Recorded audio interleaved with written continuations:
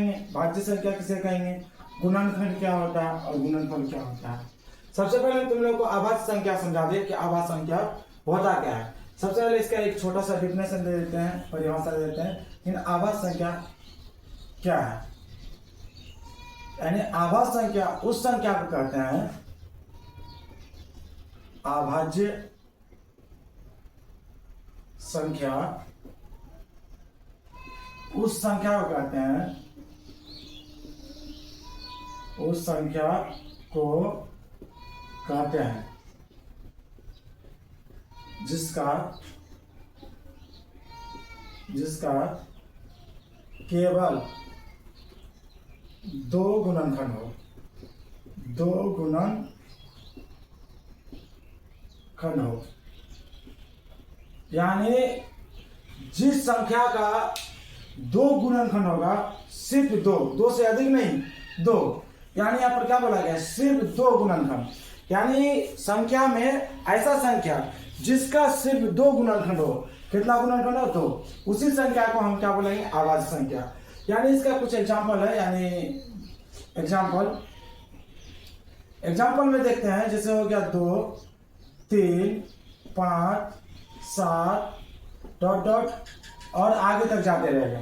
अब कैसे है, दो कैसे आभाज्य संख्या है हम पता लगाते हैं। तो पहले हम 2 लेते हैं, यहाँ पर 2 लिए और इसका हम एलसीएम निकालेंगे। यहाँ पर तो एलसीएम निकालेंगे तो 2 का टेबल में 2 कितना बार मिला, एक बार में।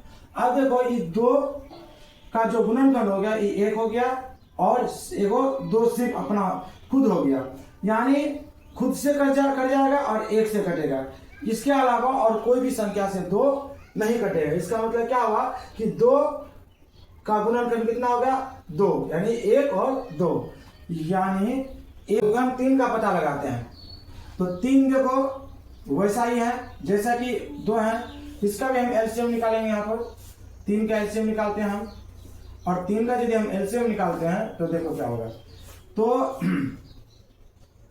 3 का टेबल में 3 कितना बार मिला, एक बार। अब देखो 3, 1 और 3 के टेबल में ही मिलेगा, इसके अलावा कोई भी टेबल में नहीं मिलने वाला है।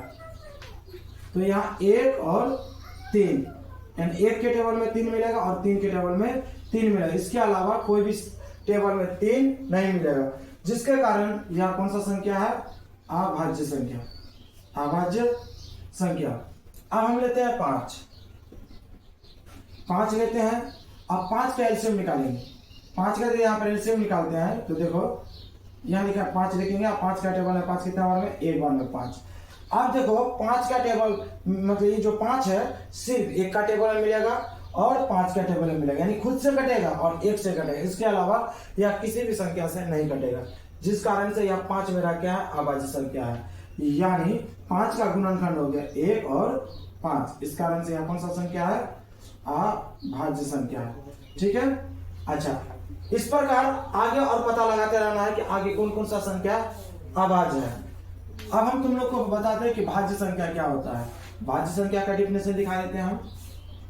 भाज्य क्या है, तो भाज्य संख्या वह संख्या होता है, भाज्य संख्या वह संख्या होता है, जिसका 2 से अधिक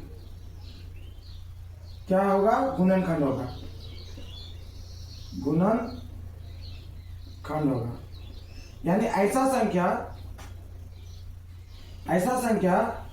जिसका गुणनखंड क्या होगा, 2 से अधिक होगा। लेकिन अभाज्य में क्या बताया गया था, केवल 2 गुणनखंड होगा, और भाज्य में क्या बताया गया है, 2 से अधिक गुणनखंड होगा। ठीक है।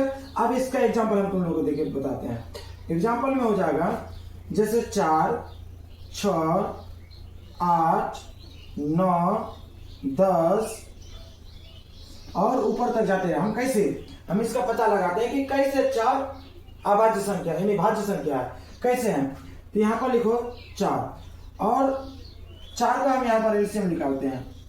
तो 4 का एलसीएम निकालते हैं तो 2 का टेबल में कट जाएगा 2 बार में, फिर 2 का टेबल में कट जाएगा 1 बार में।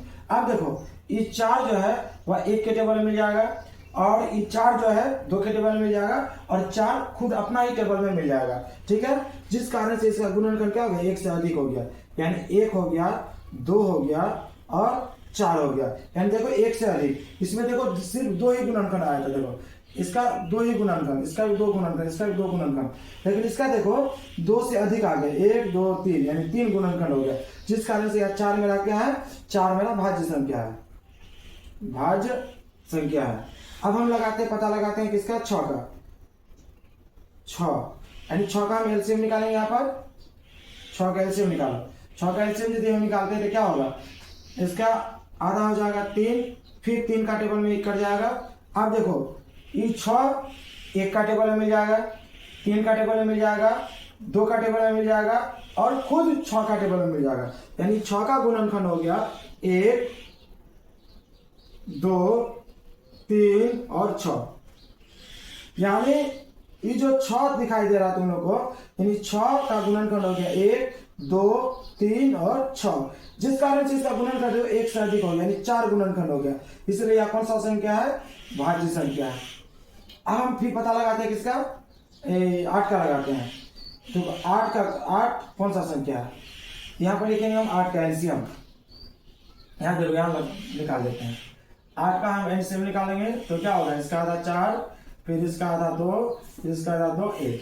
यानी आप देखो ये 8 जो है 1 का टेबल में मिल जाएगा, 8 जो है 2 का टेबल में मिल जाएगा, 8 जो है 4 का टेबल में मिल जाएगा, और 8 खुद अपना ही टेबल में मिल जाएगा। यानी देखो इसका गुणनखंड कितना हो गया, 1 2 3 और खुद 8 यानी 4। यानी 8 का गुणनखंड 1 से अधिक होता है। इसका गुणनखंड 1 होगा, 2 होगा, 4 होगा और 8 होगा।